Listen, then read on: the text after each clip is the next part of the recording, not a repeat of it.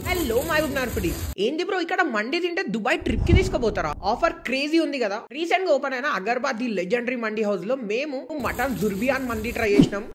అప్పుడప్పుడే మన ముందల వేడి వేడిగా సర్వ్ చేస్తారు చూస్తున్నారు కదా మటన్ పీసెస్ కూడా ఇంకా జ్యూసీగా సాఫ్ట్ గా మస్త్ అనిపిస్తుంది రైస్ కూడా మంచి ఫ్లేవర్ఫుల్ ఉండే అలా ఒక పీస్ తీసుకొని మయోనీస్ వేసుకొని రైస్ లో కలుపుకొని తింటే ఉంటది